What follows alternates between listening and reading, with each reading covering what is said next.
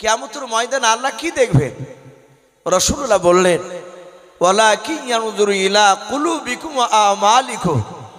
কিয়ামতের ময়দানে দুটো জিনিস দেখবেন, একটা হচ্ছে বাপজি প্রতিটা মানুষের এই অন্তরখানা কলব, আর দ্বিতীয় দেখবেন বাপজি তার আমলখানা। বলুন আলহামদুলিল্লাহ।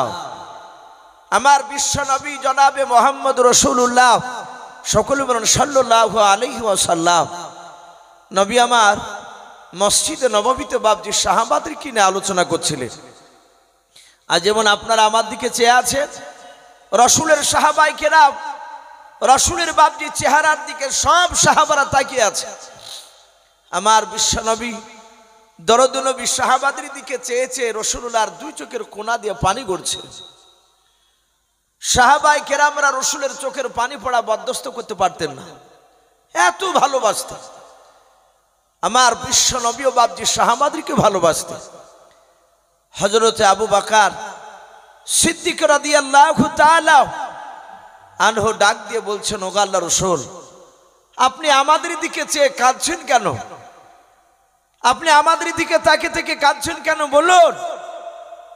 আমার বিশ্ব নবী বলেন, ওগো সাহাবায়ে কেরাম, আমার মনে পড়ে যাচ্ছে আজ তোমরা আমার জন্য দিওয়ানা হয়ে আছো, তোমরা আজকে আমার জন্য জান দিতে রাজি আছো, কিন্তু সাহাবায়ে কেরাম তোমরা শুরু জামানায় তোমরা প্রথমে আমাকে চিনতে পেরেছিলে না। আমি দেখতে পাচ্ছি কেন অনেক সাহাবায়ে কেরাম তোমরা আমাকে মেরেছিলে। রাসূল সাল্লাল্লাহু আলাইহি ওয়াসাল্লাম যাহাতে কথাটা বলছিলেন, আর আবু বকর সিদ্দিক রাদিয়াল্লাহু তাআলা আনহুর পেছনে একজন সাহাবা, যিনার নাম হয়তো আপনারা শুনেছেন, উরাইকা বলে নাম। হযরতে উরাইকা রাদিয়াল্লাহু তাআলা আনহু বলে বাপজি রাসূলের একজন সাহাবা। উনি নবীজির মাহফিলে ছিলেন। উনি হাউমাউ করে তিনি চিৎকার করে কাঁদতে লাগলেন। বিশ্ব নবী যখন আঘাতের কথা বলেছেন, আমার আবু বকর সিদ্দিক রাদিয়াল্লাহু তাআলা আনহু বাবা আল্লাহর নবীর সাহাবা উরাইকা রাদিয়াল্লাহু তাআলা আনহুকে ডাক দিয়ে বলেন, ভাই উরাইকা, ওরে ভাই তুমি নবীজির কথা শুনে কেন কান্না করেছো, তাড়াতাড়ি বলো। হযরত উরাইকা রাসূলের কাছে হাত ওখানা জোড় করে বলতে লাগলেন, নবী গো, আপনি আঘাতের কথাগুলো আপনার মনে পড়ে যাচ্ছে, তাই আপনি কান্না করেছেন। বলে, হ্যাঁ। আল্লাহর নবীর সাহাবা উরাইকা ডাক দিয়ে বলুন, নবীজি, আমার একটা আপনার আঘাতের কথা আমার মনে পড়ে যায় নবী, এই জন্য আমি হাউমাউ করে কান্না করতেছি। আল্লাহর নবী জনাবে মুহাম্মদ রাসূলুল্লাহ সাল্লাল্লাহু তাআলা আলাইহি ওয়াসাল্লাম নবী আমার ডাক দিয়ে বলেন, ওরে উরাইকা, তাড়াতাড়ি তুমি বলো, তোমার কোন দিনের আঘাতের কথা তোমার মনে পড়ে যায়, তোমার নবীকে কখন মেরে চলো, তাই তুমি সেই কথাটা স্মরণ করে তুমি কান্না করেছো বলো। আল্লাহর নবীর সাহাবা উরাইকা রাদিয়াল্লাহু তাআলা আনহু তিনি ডাক দিয়ে বলছেন, নবী গো, আমি সেই সময় আপনাকে চিনতাম না। আল্লাহ রাসূল ডাক দিয়ে বলেন, উরাইকা, তুমি আমাকে প্রথমে চিন্তা না? বলে, না নবী, আমার বাড়ি মক্কা নগরে নাই। ওগো নবী, যে আমার বাড়ি মদিনায় বাড়ি নাই। আল্লাহর নবী বলেন, উরাইকা, তোমার বাড়ি তো শাম দেশে ছিল। বলে, হ্যাঁ। উরাইকা বলছেন, নবী, আমি শাম দেশে থাকা অবস্থায় নবী গো, আমি আপনাকে চিনতে পেরেছিলাম না, এমনকি আপনার নাম পর্যন্ত আমি উরাইকা জানতাম না। হযরত ওমর আরো যে বাপজি সাহাবায়ে কেরাম ছিলেন, তারা ডাক দিয়ে বলছেন, এই উরাইকা, তুমি রাসূলকে যে চিনতে না, শাম দেশে ছিলে, এমন কি আঘাতজনক কথা তোমার মনে পড়ে গেছে, একটু খুব বলো। উরাইকা বলছেন, ভাই, এই মক্কার একটা নেতা, তার নাম হচ্ছে আবুল হিকাম।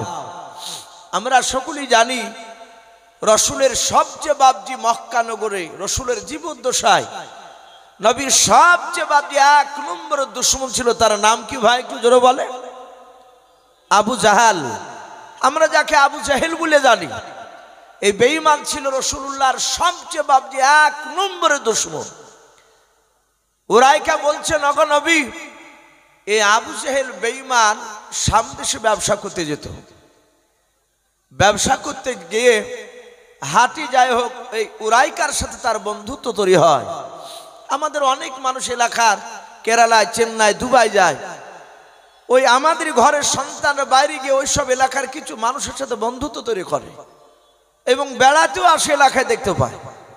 আপনাদের হয়তো এই সাথী কেন্দ্রে যে বিলাসপুরে মোড়া হয়তো দেখা যায় নতুন একটা ছেলে কিনেছে, বলে ভাই এর বাড়ি কোথায়?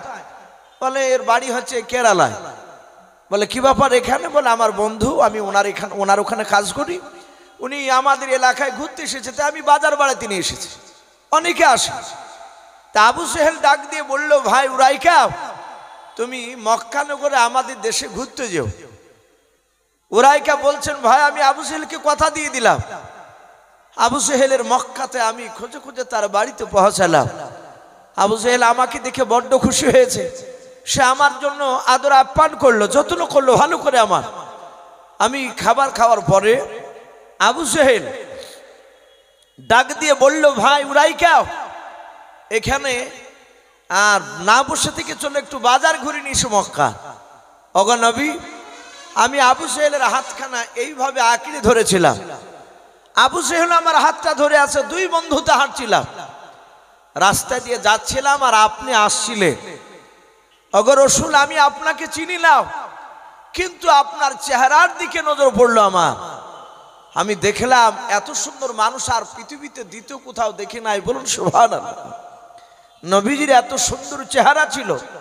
আমার আবু বকর সিদ্দিক রাদিয়াল্লাহু তাআলা আনহু তিনি বলে, আমি পূর্ণিমা রাত্রিতে আমি বিশ্ব নবীজির কাছে আমি দাঁড়িয়েছিলাম, আমি একবার রাসূলের চেহারার দিকে তাকাচ্ছিলাম, আর একবার আমি ওই পূর্ণিমার চাঁদের দিকে তাকছিলাম।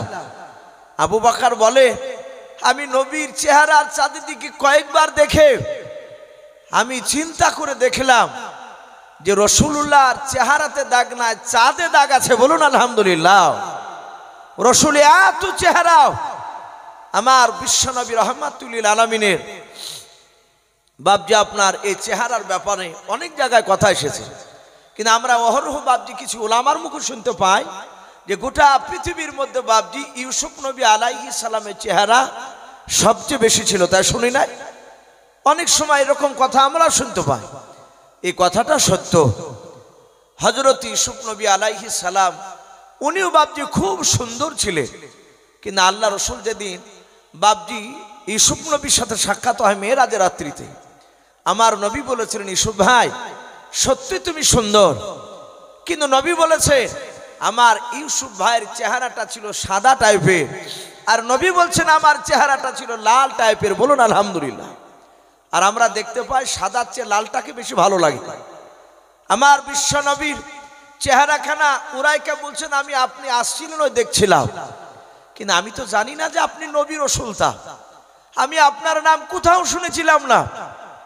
আবু সেহেল সবসময় তো রাসূলুল্লাহকে আঘাত দেওয়ার কাজ করত। এখনো এক শ্রেণীর বাপজি মানুষ আছে, আলেম ওলামা টুপিওয়ালা দেখলি বাপজি তার গা চুলকায়, অথচ খোঁজ নিয়ে দেখা গিয়েছে সেই ব্যক্তি মুসলিম, সে নামধারী মুসলমান, অথচ অনেক আলেমকে দেখতে পারে না, অনেক টুপিওয়ালা তলবিল এলেমদেরকে দেখতে পারে না। ছোট নজরে বাপজি অনেকে কথা বলে। আমার বিশ্বনবীকে বেঈমান আবু জেহেল এরকম কথা বলতো।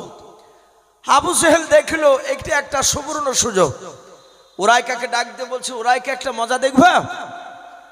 বলে কি মজা? বলে দেখবা কি? বলে দেখালে দেখবো না কেন? উরাইকা বলছেন, আমি ভাবলাম যে সত্যি কোনো নতুন মজা জিনিস দেখাবে। আবু জেহেল সাথে হাতে রাসূলুল্লাহকে বাপজি ডাকলেন, আমার বিশ্বনবীকে ডেকে বললেন, ওগো ভাতিজা শোনো। আল্লাহ রাসূলকে আবু জেহেল ভাতিজা বলে ডাকতেন। নবীজির আপন চাচা আবু জেহেল ছিল না, তার প্রতিবেশী চাচা আবু জেহেল ছিল রাসূলুল্লাহ। আমার রাসূল আবু জেহেলের ডাক শুনে বলেন, চাচা আপনি আমাকে ডাকলেন? বলে হ্যাঁ। আমরা জানি এমন একজন দয়ার রাসূল বাপজি আমাদের ছিলেন, আমরা পেয়েছি, যে নবীকে বেঈমান আবু জেহেল একবার দুবার নয় প্রায় 200 বারেরও বেশি আঘাত দিয়েছে। তারপর রাসূলুল্লাহকে ডেকেছে, নবী আবু জেহেলের কাছে ছুটে গিয়েছেন। বলুন সুবহানাল্লাহ। কেন?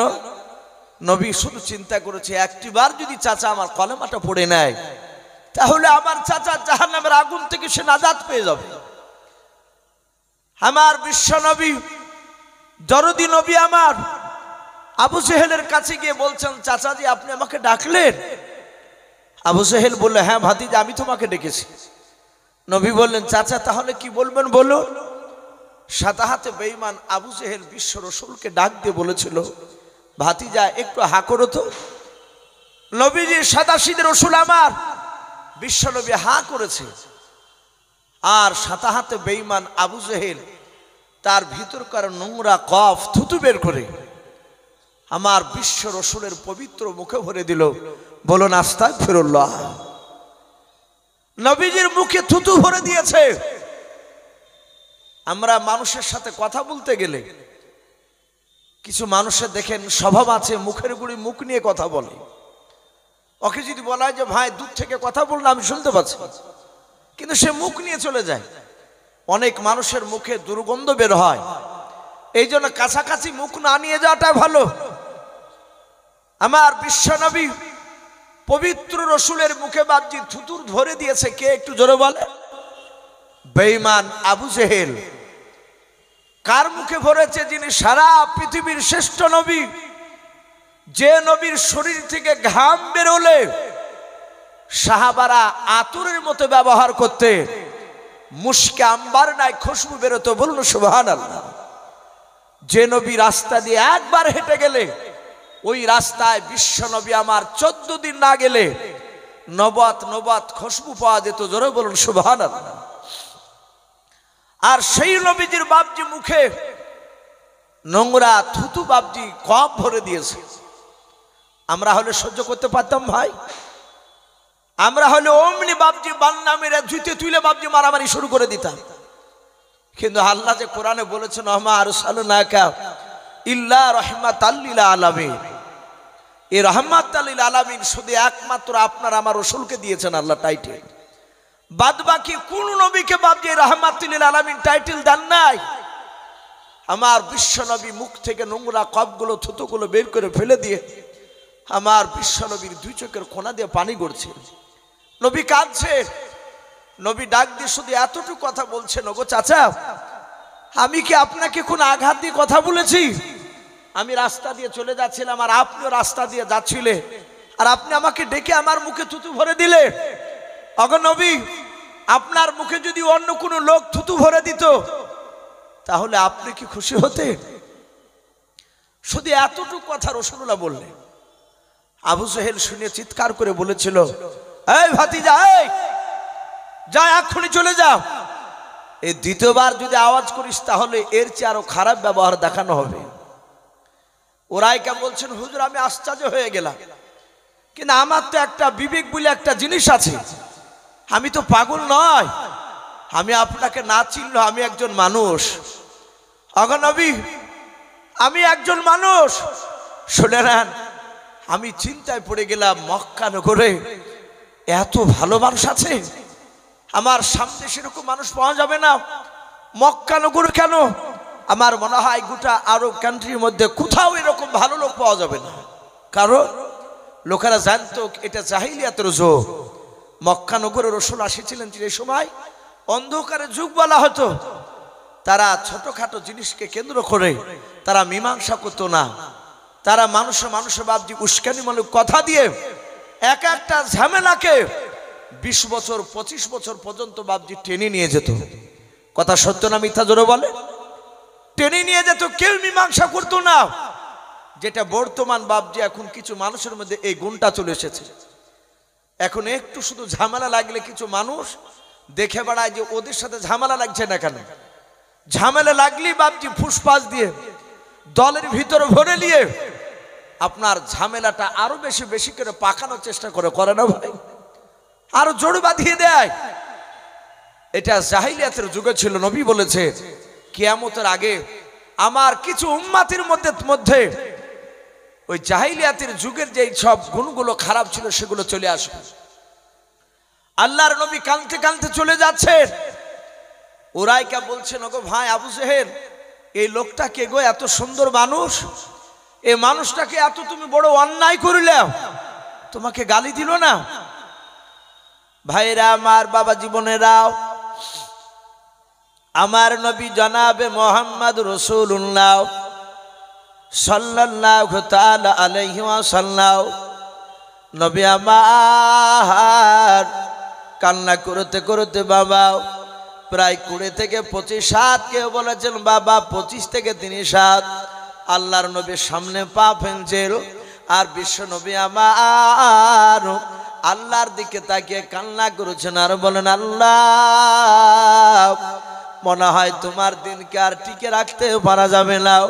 ওগো মাওলা, যেইভাবে তোমার বান্দা আমার দুশমন বেঈমান আবু জেহেল আমার সাথে উঠে পড়ে খারাপ ব্যবহার শুরু করেছে, এইদিকে বাপজি উনাইকা আবু জেহেলকে ডাক দিয়ে বলল, ভাই এত সুন্দর মানুষটার তুমি নামটা বলে দাও, ওর পরিচয়টা দাও। আমি মক্কা নগর থেকে আমি শাম দেশে গিয়ে তার পরিচয়টা, তার ব্যবহারগুলো প্রশংসা করব, তার চরিত্র কথা আমি মানুষের সামনে আলোচনা করব। আবু জেহেল ডাক দিয়ে বলল, ভাই এই লোকটার নাম শুনতে হবে না, তুমি সামনের দিকে গিয়ে চলাও, আরো ভালো জিনিস তোমাকে দেখানো হবে। কিন্তু আল্লাহ কোরআন পাকে বলেছেন, মাইয়াহদিহিল্লাহু ফালা মুদিল্লা লাহু ওয়া মাইয়ুদলিলহু ফালা হাদিয়া লাহু। আমার আল্লাহ বলেন, ওরে বান্দারাও, আমি যাকে হেদায়েত বানাবো পৃথিবীর মানুষ একত্রিত হয়ে তাকে গুমরাহ বানাতে পারবে না, আর আমি যাকে গুমরাহ বানাবো সারা পৃথিবীর মানুষ মিলে বাপজি তাকে হেদায়েত বানাতে পারবে না। আল্লাহর নবী জনাবে মুহাম্মদ রাসূলুল্লাহ সাল্লাল্লাহু তাআলা আলাইহি ওয়াসাল্লাম নবী আমার রাস্তা দিয়ে কাঁদতে কাঁদতে চলে যাচ্ছিল। ওরাই কার দিলের ভিতরে বাপজি নূরের বাতি বাপজি জ্বলে উঠেছিল। উরাইকা আর দাঁড়িয়ে থাকতে পারলো না। আবু জেহেলের কাছ থেকে হাতটা বাপজি টান মেরে ছুঁড়ে দিয়া সোজা দৌড়ে বাপজি আপনার চলে যাচ্ছে বিশ্ব নবী রাস্তার দিকে। আল্লাহর নবী যে দিকে গিয়েছেন বাবা, ওই দিকে বাপজি উরাইকা দৌড়ে গিয়ে প্রায় 40 হাত কিংবা 50 হাত দূর থেকে বাবা উরাইকা পেছন দিক থেকে ডাক দিয়ে বলেছিল, ওরে মক্কার যুবক ভাই। আল্লাহর নবীর কানে গিয়ে আওয়াজটা ধাক্কা লেগে গেল। বিশ্ব নবী আমার এভাবে পেছন দিকে বাপজি ঘুরিয়ে তাকিয়ে দেখে, আল্লাহর নবী তাকে দেখে নয় যুবকটা, যেই যুবকটা আবু জেহেলের হাতখানা ধরেছিল আর ওই সময় বেঈমান আবু জেহেল আমার মুখে থুতু ভরে দিয়েছিল, ওই লোকটা কেন আমাকে ডাক দিতেছে? আল্লাহর নবী দাঁড়িয়ে বলেন, ওগো ভাই কি ব্যাপার, আমাকে কেন দাঁড়াতে বললে বললাম? ডাক দিয়ে বাপজি বলেছিলাম, ওই উরাইকা যুবকটা ডাক দিয়ে বলেছিল, ভাই আমি তোমাকে চিনি নাও। ওরে ভাই তোমার নাম কি বলো? এত বড় আল্লাহ করল বেঈমান আবু জেহেল, তুমি তাকে কিছু বললে নাও। আল্লাহর নবী বলেন, ওগো ভাই আমার মনে হয় তোমার বাড়ি মক্কা নগরে নাই। হযরত উরাইকা ডাক দিয়ে বলে, না আমার বাড়ি মক্কাতে নাই, আমার বাড়ি শাম দেশে। বলে, হ্যাঁ। আল্লাহর নবী জনাবে মুহাম্মদ রাসূলুল্লাহ সাল্লাল্লাহু তাআলা আলাইহি ওয়াসাল্লাম ডাক দিয়ে বলেন, ভাই আমি সারা পৃথিবীর রহমতের নবী, বলুন সুবহানাল্লাহ। আমি দরদি নবীর ভাই, আল্লাহ আমাকে নবী রাসূল করে পাঠিয়েছে দুনিয়ায়। জাহান্নামী মানুষেরা তারা কিভাবে জান্নাতের রাস্তায় যাবে এটা দেখানোর জন্য আমাকে নবী রাসূল করে পাঠিয়েছে। আল্লাহর নবীজি নবুয়তের কথা বাবা 5 থেকে 10 মিনিট বাপ আলোচনা করলেন। উরাইকা থাকতে পারলো না, সাতাতে পড়তে লাগলো কলমা লা ইলাহা ইল্লাল্লাহ। একটু মহব্বতে পড়েন লা ইলাহা। ভাই লজ্জা করবেন, একটু পড়ে নি লা ইলাহা ইল্লাল্লাহ লা ইলাহা লা ইলাহা ইল্লাল্লাহ মুহাম্মাদুর রাসূলুল্লাহ সাল্লাল্লাহু তাআলা আলাইহি ওয়াসাল্লাম। উরাইকা বলছেন, হুজুর আমি সেদিন আপনার হাতে হাতে কলেমা পড়ে নিয়েছিলাম নবী গো, ওই দৃশ্যখানা আমার চোখের সামনে ভেসে উঠছে। নবীতে আমি চরম কষ্ট পাচ্ছি। এত বড় দামি নবীকে মক্কার আবু জেহেল চিনতে পারেনি। আমার বিশ্ব নবীর উরাইকা কাঁদছিলেন, আমার রাসূল বাপজি কাঁদতে লাগলেন। হযরতে ওমর ইবনুল খাত্তাব রাদিয়াল্লাহু তাআলা আনহু বাপজি ওখানেই দাঁড়িয়েছিলেন। ওমর বলছেন ফেদাকা আবি অম্মি ইয়া রাসূলুল্লাহ, ওগো নবী আপনি কাঁদবেন না, আপনার পদতলে আমার পিতামাতা বিসর্জন হোক, বলুন সুবহানাল্লাহ। ওগো নবী আপনি কাঁদবেন না। ওমর যখন কলেমা পড়ে নাই, ওমর যখন আপনাকে চিনত না, তখন আপনাকে বেঈমানরা প্রকাশ্য আপনাকে ধরে ধরে মেরেছে। ওগো রাসূল, যেই দিন থেকে ওমর আপনার উপরে ঈমান এনেছে, সেই দিন থেকে আজ পর্যন্ত কোন বেঈমান আপনার দিকে আর আঙুল তুলে কথা বলতে পারে নাই ওমরের সামনে। এই কথাগুলো সত্য, কারণ ওমর এত কুখ্যাত বাবজি মস্তান ছিল। রসুলের উপর ঈমান আনার আগে আমার বিশ্বনবী পবিত্র জবানে ওমরের শক্তির ব্যাপারে বলেছে। ওমরের দুই হাতে দুই বাহু তালে এত শক্তি দিয়েছিলেন, মক্কার হিষ্টপিষ্ট যুবক, শক্তিশালী যুবক বাবজি 50টা যুবকের শক্তি একদিকে, আর আমার ওমরের বাবজির শক্তি অপর দিকে সমান। জোরে বলুন সুবহানাল্লাহ। তাহলে বুঝতে পেরেছেন ওমর কত বড় শক্তিশালী। সেই ওমর ডাক দিয়ে বলছেন, নবী ওগো আল্লাহর রাসূল আপনি কাঁদবেন না। ওমর ঈমান আনার পরে আর আপনার দিকে বেঈমানরা আঙুল তুলে কথা বলে নাই। বিশ্ব রাসূল বললেন, ওগো ওমর তুমি ঈমান আনার পূর্বে শোনো আমাকে অনেকে মেরেছে, কিন্তু ওমর তুমিও ঈমান আনার পরে আমার ভালো একটা কথা মনে পড়ে যাচ্ছে, তুমিও ঈমান আনার পরে এক ইহুদির আলেম আমাকে ন্যায় অন্যায় বলে গালি দিয়েছিল। ওমর বলছেন, হুজুর গালি দিয়েছিল একটু বলুন তো। বিশ্বনবী রাহমাতুল লিল আলামিন সাহাবাদের সামনে বলতে লাগলেন, সব সাহাবারা রাসূলের কথাগুলো শুনছিলেন। আমরা সকলেই জানি এমন একজন রাসূলকে বাপজি আমরা পেয়েছি, যে নবীজির বাপজি প্রশংসা আল্লাহ রাব্বুল আলামিন নিজে করেছেন, বলুন আলহামদুলিল্লাহ। আল্লাহ রাব্বুল আলামিন আদম আলাইহিস সালামকে আনন্দ করে বলতেন, হে আদম শফিউল্লাহ, শোনো আমার একটা মাহবুবকে আমি সেই জামানায় পাঠাবো, আমার খাতমে রসুল পাঠাবো, তিনি হচ্ছেন মুহাম্মদুর রাসূলুল্লাহ হাবিবুল্লাহ, বলুন সুবহানাল্লাহ। আল্লাহ রাব্বুল আলামিন এইভাবে নূহ নবী, মুসা নবী, ঈসা নবী, জারজিস নবী, জাকারিয়া আলাইহিমুস সালাম, এইভাবে 1 লক্ষ বাবজি 24,000 আমার রসুলকে বাদ দিয়ে সব নবীকে মহান রব্বুল আলামিন আমার বিশ্ব নবীর আনন্দকে প্রশংসা করেছেন, বলুন আলহামদুলিল্লাহ। আরো লিখেছে, আমার রসুলকে বাদ দিয়ে যত কিতাব বাবজি নবীদের উপর পাঠিয়েছেন, আমরা জানি আসমানি কিতাব কখানা ভাই একটু জোরে বলে, বড় বড় আসমানি কিতাব 4খানা, বাদবাকি অন্য কিতাব যে নবীদের উপরে নাজিল হয়েছিল ওই সব কিতাবগুলোকে বাবজি সহিফা বলা হয়। এই আসমানি এবং সহিফা সব কিতাবই আমার রাসূলুল্লাহর জীবনী দেওয়া ছিল, বলুন আলহামদুলিল্লাহ। এখনো আছে পৃথিবীতে যত ধর্মগ্রন্থ রয়েছে, তওরাত বলেন, জাবুর বলেন, ইনজিল বলেন, বাইবেল বলেন, ত্রিটক বলেন, যত ধর্মগ্রন্থ হোক না কেন, পৃথিবীর সব ধর্মগ্রন্থতে বাপজি আমার রাসূলুল্লাহর কথা দেওয়া আছে, বলুন আলহামদুলিল্লাহ। এত একটা দামি নবী বাপজি আমরা পেয়েছি, সেই নবীর উম্মত। সম্মানিত ভাইরা আমার, বাবা জীবনেরা, শুধু এতটুকু চিন্তা করবেন, কথার দিকে বাপজি একটু কান লাগাবে, যে আমার রসুলের বাপজি আমরা উম্মত, আমরা নবীজির উম্মত হয়ে বাপজি রসুলকে চিনতে পারি নাই।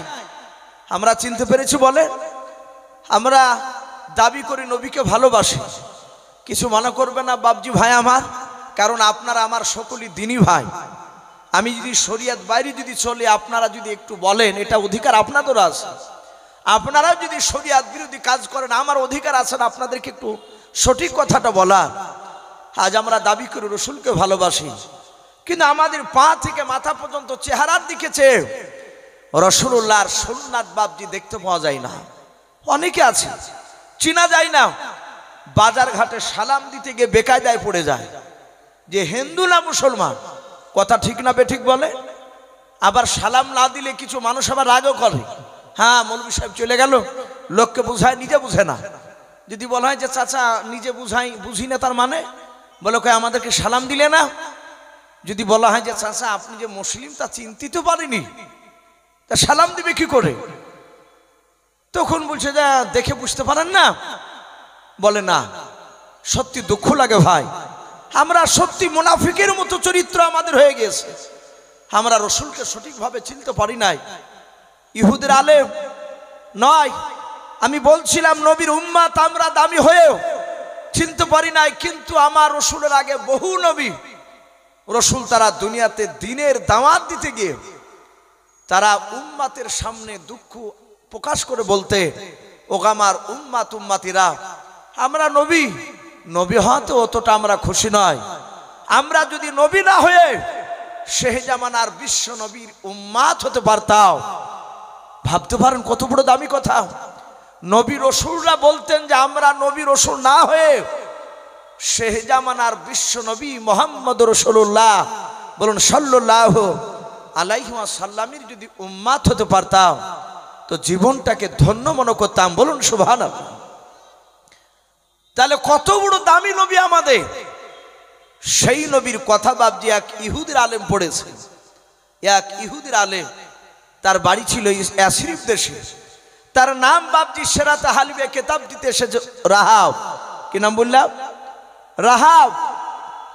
ইহুদির পণ্ডিত, সে তাওরাত জুব্বুরে বাবজি পড়েছে আখিরি জামান রসুল আসবে, সেই নবী জন্ম নিবে মক্কা নগরে, কুরাইশ বংশের সন্তান হবে, ওনার আব্বার নাম হবে আব্দুল্লাহ, তার দাদার নাম হবে আব্দুল মুত্তালিব, আর যিনি নবী হবেন তিনি হবেন মুহাম্মদ রাসূলুল্লাহ সাল্লাল্লাহু আলাইহি ওয়াসাল্লাম। ইহুদির আলেমটা বাবজি রসুলের জীবনী পড়ছে, তাতে আরো পড়েছে যে না আখিরি জামানা রসুল হবে, তার সব গুণ ভালো হবে, নবীর কোনো গুণ খারাপ হবে ভাই? কোন নবীর গুণ খারাপ নয়। একটা এখানে রাখেন ভাই, এখানে রাখলে ভালো লাগবে। আরেকটা, কোন নবীর গুণ খারাপ নয়, কিন্তু আমার বিশ্ব নবীর গুণ আরো খারাপ নয়, নবীর সব গুণ ভালো। কিন্তু ইহুদির আলেমটা পড়েছে নবীর দুটো গুণ সবচেয়ে বড় মহৎ গুণ হবে, বড় গুণ হবে সবচেয়ে। সে দুটো কি?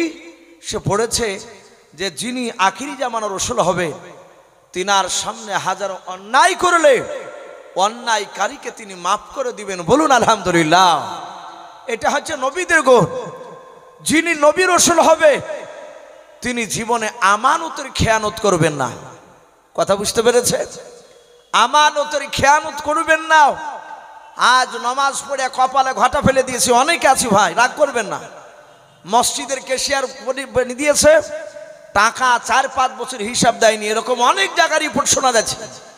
টাকাকে লয় ছাই করে মসজিদের টাকা নিয়ে গিয়ে নিজের বাপের নামে জমি কিনে ফেলছে।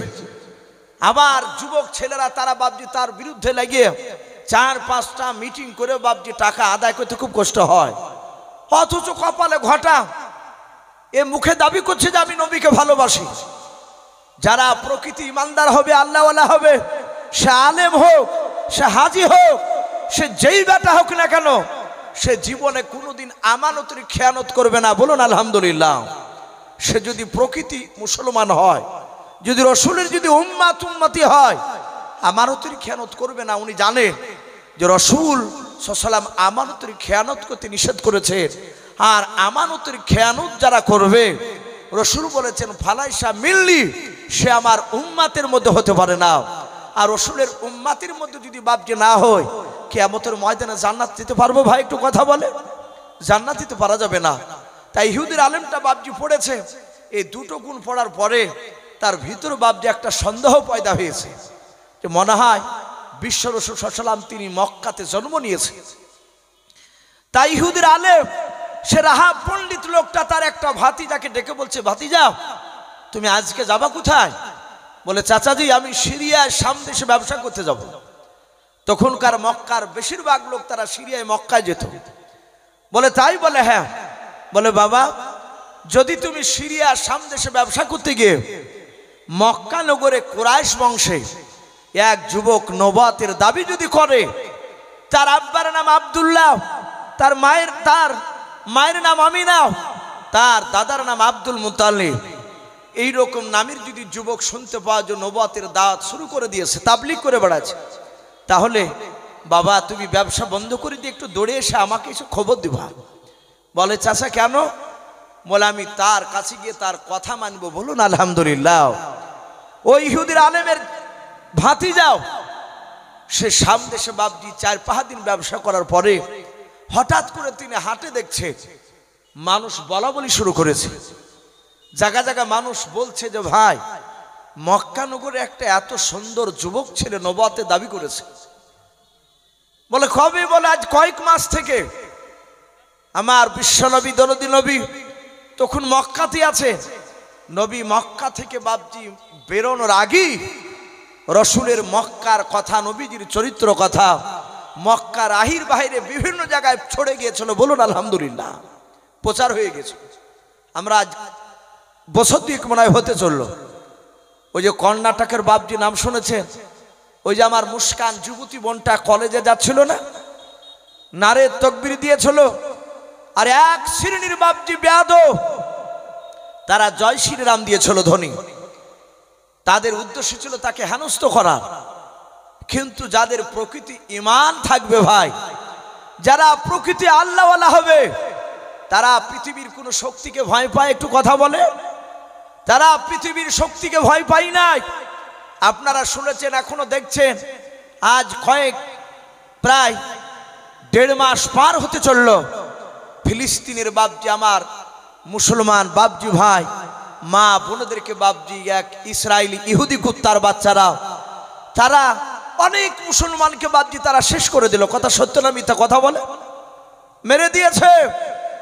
তাদের উদ্দেশ্য গোটা ফিলিস্তিনে একটা মুসলিমও রাখবে না। কিন্তু একটা 10 বছরের বাচ্চা ছেলেকে সাংবাদিক জিজ্ঞাসা করছে, তার বাড়িতে বাপজি বম মেরে তার যে বাড়িতে সদস্য ছিল বাপ মা ভাই দাদা দাদি সবাই মারা গিয়েছে, শুধু ওই 10 বছরের বাচ্চাটা বেঁচে আছে। তার কিন্তু শরীর খাম হয়ে গিয়েছে, মাথায় ফেটে বাঁধা আছে, ব্যান্ডেজ করা আছে। 10 বছরের বাপ যে একটা বাচ্চা ছেলে কত বড় হবে? সেই ছেলেটাকে জিজ্ঞাসা করছে, আচ্ছা তোমাদের হয়ে তো গোটা এলাকার মানুষ কেউ আসছে না। আজ পৃথিবীতে মুসলমান দেশ নাই ভাই? কথা বলে। আজ পৃথিবীতে বাপজি 1-2 দেশে নয় মুসলিম, সব নয় মাত্র 4-5টা দেশ। যদি মুসলিম দেশের 4-5টা বাদশা যদি বাপজি উমারের মতো যদি নেতা হয়ে যেত, তারা যদি এক হয়ে যদি শুধু একবার যদি আঙুল তুলতো, গোটা পৃথিবীর বেঈমানেরাও মুসলিম বাদশার কাছে এসে মাথা নত করতে বাধ্য হতো। কিন্তু বাপজি এসব নামধারী অনেক মুসলমান বাদশা তারা হয় টাকার লোভে পড়ে, না হলে বাপজি বেঈমানদের কাছ থেকে কিছু নারীর লোভে তারা ইমানকে বাপজি বিক্রি করে দিয়েছে। সম্মানিত ভাইরা আমার বাবাজি বোনেরা, তাই সে 10 বছরের ছেলেটাকে বলছে, ওগো বাবা তোমাদের এলাকার আশপাশের কোনো বাদশারা তোমাদের সহযোগিতার জন্য হাত বাড়াচ্ছে না, তুমি কি বলতে চাও? ছেলেটার ইমানি জোশ দেখে। একটা 10 বছরের ছেলে সে ডাক দিয়ে বলছে, ওগো সাংবাদিক ভাই, কাঁদতে কাঁদতে বলছে যে গোটা পৃথিবীর মানুষ আমাদের সহযোগিতা না করতে পারে, আমাদের অসুখ নাই, আমার আব্বা মা দাদা দাদি সব চলে গেছে, কোনো দুঃখ নাই, গোটা পৃথিবীর লোক আমাদের দিকে সহযোগিতার হাত না বাড়ালো, কিন্তু গোটা পৃথিবীকে যিনি সৃষ্টি করেছে তিনার সাথে আমাদের সংযুক্ত আছে। জোরে বলুন সুবহানাল্লাহ, আরো জোরে বলুন সুবহানাল্লাহ, নারে তাকবীর। একটা 10 বছরের ইমানদার ছেলের কথা শুনো, আমাদের ছেলেরা উত্তর দিতে পারবে ভাই এরকম কথা? আর নবী তো বলেছেন ওখানকার ছেলেদের মানুষের ঈমান বেশি হবে। বলুন আলহামদুলিল্লাহ। হাদিসে এসেছে বাইতুল মুকাদ্দাসকে নিয়ে একটা দল তারা কিয়ামত পর্যন্ত লড়াই করবে, বাইতুল মুকাদ্দাসকে বেঈমানের হাতে যেতে দিবে না। নবীজি বলেছে তারা সংখ্যায় কম হবে, তাদের কাছে অনেক মানুষ মুসলমান, তারা সহযোগিতার হাত বাড়াবে না, কিন্তু তাদের ঈমান হবে খুব মজবুত। বলুন আলহামদুলিল্লাহ। এটা কে বলেছেন জোরে বলে? এটা রাসূলুল্লাহ বলেছে। হাদিসের সাথে কতটা বাপজি মিলে যাচ্ছে। সাহাবারা বলুন হুজুর ওই মানুষগুলো কোথাকার? নবীজি বললেন বাইতুল মুকাদ্দাসের আশপাশেরই তারা হবে। বলুন আলহামদুলিল্লাহ। ঈমান, আমি বলছিলাম যারা ঈমানদার হয় পৃথিবীর কাউকে দেখে ভয় পায় না। মেয়েটা নারে তাকবীর দিয়েছিল, সে যুবতী বোন মুস্কান, তার নারীর তাকবীরে গোটা পৃথিবীর মুসলমানের ঈমান জেগে গিয়েছিল। বলুন আলহামদুলিল্লাহ। চায়ের দোকানে, বাজারে, ঘাটে, সব জায়গায় ওই বোনটার কথা প্রচার হচ্ছিল না ভাই? আমার বিশ্ব নবীজির কথা ওইভাবে গোটা আরবের মধ্যে চারিদিকে বাপজি ছড়ে গিয়েছিল। তাই সামদেশে বাপজি কয়েকটা লোক বলা বলি করছিল যে যুবক মুহাম্মদ সাল্লাল্লাহু আলাইহি ওয়াসাল্লাম তিনি নবুয়তের দাবি শুরু করেছে। বলে কোথায়? বলে মক্কা নগরে। এই ইহুদির আলেমের বাপজি ভাতিজা সে শুনলো। শোনার পর মনে পড়ে গেছে চাচাতে এই কথাই বলেছে। ব্যবসা বন্ধ করে দিয়ে সোজা ইয়াসরিব অর্থাৎ মদিনায় চলে আসলো।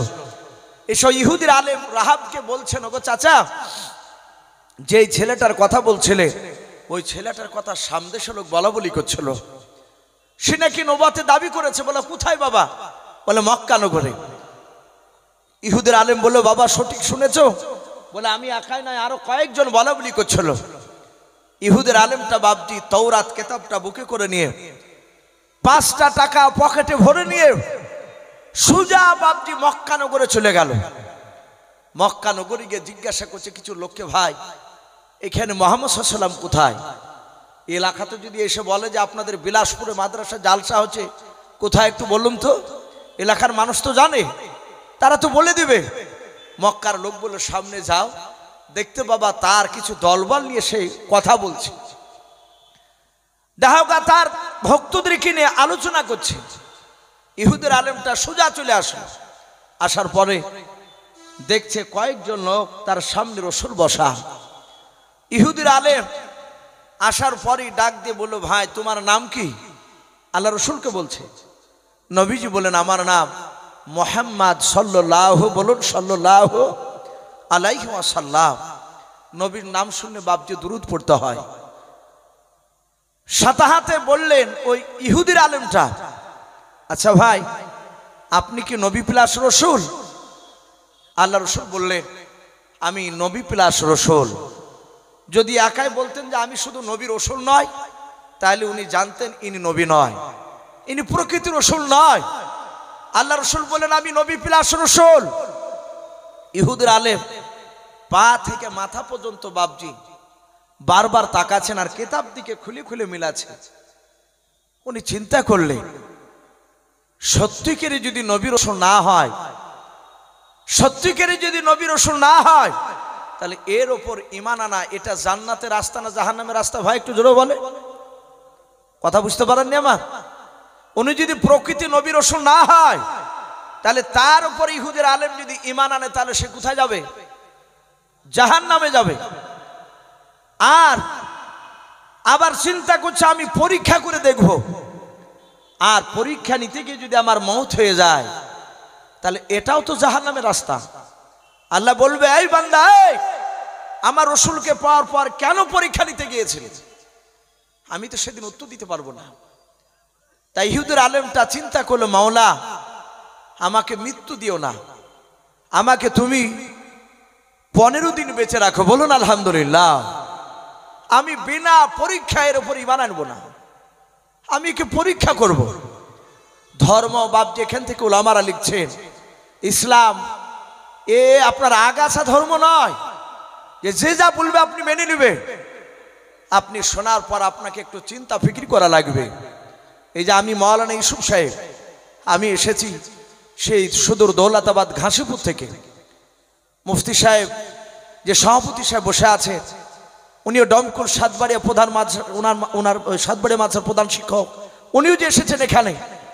বাপজি আপনারা হয়তো ভাববেন যে সত্যি মনে হয় এরা আল্লাহ বুজুর্গ। গোল জামা গায়ে দিয়েছি, মাথায় রুমাল পাগড়ি বাঁধা আছে মাথায়, দেখে বাপজি যদি মনে করেন যে সত্যি হয় মনে হয় এরা আল্লাহর ওলি হবে, এটাও বিশ্বাস করা আপনাদের ঠিক হবে না।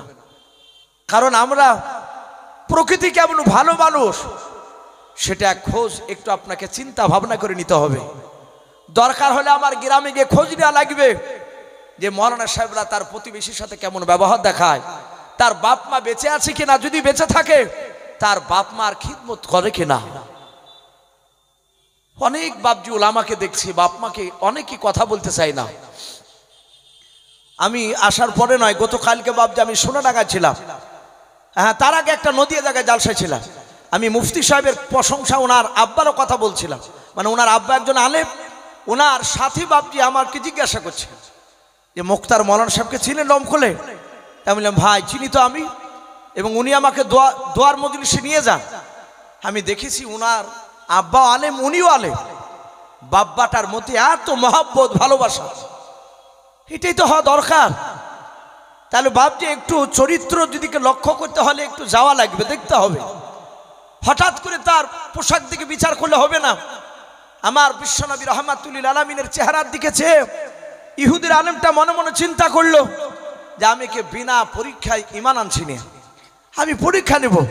নিয়ে ইহুদির আলেমটা পকেট থেকে 5টা টাকা বের করে আল্লাহ রসুলকে বলছেন, ভাই মোহাম্মদ সাল্লাল্লাহু আলাইহি ওয়াসাল্লাম, এই টাকাটা আপনি রাখুন, আপনার কাছে আমি 15 দিনকার দিন আসবো, আসার পর 5 টাকার বিনিময়ে আমি আপনার কাছ থেকে 20 কেজি খেজুর নেব। বলুন আলহামদুলিল্লাহ। সেই সময় 5 টাকাতে ভালো খেজুরটা 20 কেজি পাওয়া যেত। আল্লাহ রসুল হাত বাড়িয়ে টাকাটাকে ধরে নিলেন, যেহেতু নবীকে দায়িত্ব দিয়েছে, আর নবী দেখলেন এর দায়িত্ব যদি পালন না করি তাহলে এটা হয়তো আমার অন্যায় হয়ে যাবে। লোকটা আমাকে বিশ্বাস করে টাকা দিচ্ছে আমার স্বরূপ। নবীজি টাকাটা ধরে নিলেন। ইহুদির আলেমটা সোজা নবীর কাছ থেকে একদম বাড়ি চলে গেল। রাস্তা দিয়ে বাড়ি যাচ্ছে আর আল্লাহকে ডাকছেন, ওগো মালিক আমাকে 16 দিন জিন্দা রেখো, আমি তোমার নবী এটা সত্য নবী না ভণ্ডা নবী সেটা পরীক্ষা করার জন্য আমি 5 টাকা দিয়ে এসেছি। সময় কদিন নিয়েছো ভাই? 15 দিন। ওই ইহুদির আলেম বাড়িতে যাওয়ার পর 1 2 3 4 করে দিন গুনছে। দিন কেন তাড়াতাড়ি যাচ্ছে না? ঠিক 10 দিন বাপজি চলছে, পার হয়নি। 11 দিন পড়েনি, 10 দিনকার দিন দিনের বেলায় ওই ইহুদির বাপজি বড় আলেম, সে রাহাব ইহুদির পণ্ডিত আলেমটা সুজা বাপজি আপনার মক্কানগরে বাপজি চলে আসলো। আর তো জিজ্ঞাসা করা লাগছে না, ও তো চিনি গেছে। আসার পর বাপজি দেখছে রাসূল সাল্লাল্লাহু আলাইহি ওয়াসাল্লাম তিনি সাহাবাদের কিনে বক্তব্য রাখছিলেন, আর নতুন বাপজি টাটকা ইমানদার সাহাবা হযরত ওমর ইবনুল খাত্তাব রাদিয়াল্লাহু তাআলা আনহু, বলুন সুবহানাল্লাহ। মাত্র 4 দিন হয়েছে ঈমান আনা। ওমর যার বাহুতে 50টা যুবকের শক্তি ভরা ছিল, সেই ওমর নবীজির দরবারে বসে বসে বাপজি 4 দিনকার ইমানদার রাসূলের চেহারার দিকে চেয়ে আছে। আমার বিশ্বনবী কাছে ইহুদির আলেমটা আসার পর কোনো কথা বলে নাই, সোজা এসে নবীর বাপজি এইভাবে জামার খেচ করে বাপজি কলারখানাকে ধরলো। কিছু মানুষ দেখেন টাকা যখন পায় এক একটা মানুষের কাছে, সেই টাকা যার কাছে পাবে সে যদি টাকা দিতে ছেঁচড়াপনামো করে, চিটারি শুরু করে, তখন দেখা যায় যেই লোকটা টাকা নিয়েছে সে লোকটা যদি শক্তিশালী হয়, তার যদি দলবল ভালো থাকে, রাস্তায় হঠাৎ করে যদি দেখতে পায় ও যদি মোটরসাইকেলে যায়, খেঁচ করে দাঁড়িয়ে অমনি খাপ করে একদম কলার ধরে টানি নিয়ে চলে যায়। বলে ভাই কি হলো কি হলো? বলে বদমাশ আমার টাকা নিয়ে 3 বছর থেকে দিচ্ছে না। আল্লাহ রসুলের কাছে ওই রকম এসে ইহুদির আলেম সোজা এসে বাপজি নবীকে কিছু না বলে খেঁচ করে বাপজি রসুলের কলারকে ধরে টানতে শুরু করেছে। সাহাবারা অবাক, ওমর ফারুক তিনিও আশ্চর্য হয়ে গিয়েছে। আমার বিশ্ব নবী জনাবে মোহাম্মদ রাসূলুল্লাহ সাল্লাল্লাহু তাআলা আলাইহি ওয়াসাল্লাম নবী আমার ইহুদের হাত ওখানা ধরে বলেন, ইহুদে ভাই আমার কলারটা তুমি ছেড়ে দাও, তুমি কেন কলার খানা ধরে আছো বলাও। ওই বেঈমান ইহুদি ডাক দিয়ে বলেছিল, এই ভাই তোকে কারা সত্য নবী বলে মানে বল। আল্লাহর নবী বলেন, ইহুদি ভাই এই দেখো সাথী ভাইরা বসে আছে, এরা আমাকে সবাই সত্য নবী বলে তারা মানে। ইহুদের আলেমকে নবী ডাক দিয়ে বলুন, ভাই গো আমার কলারটা ছেড়ে দিয়ে তুমি কথা বলো না, নাও আমি তোর কলার খানা ছাড়বো নাও। নবীজিকে নাই অন্যায় করে কথা বলতে শুরু করলাম, লেতে ভাষায় বাপ যে কথা বলতে শুরু করেছে।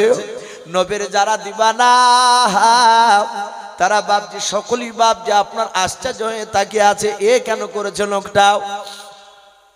আল্লাহর নবী বলেন, ভাই কি ব্যাপার আপনার, আমি কি অন্যায় করেছি, আপনি কেন আমার কলারখানা ধরেছেন বলাল। ইহুদে ডাক দিয়ে বলেছেন, তুই হচ্ছিস আমানতের খেয়ানতকারী, তুই মিথ্যাবাদী, তোর দাদা মিথ্যাবাদী, তোর আব্বা মিথ্যাবাদী, তোর 14 পুরুষ মিথ্যাবাদী।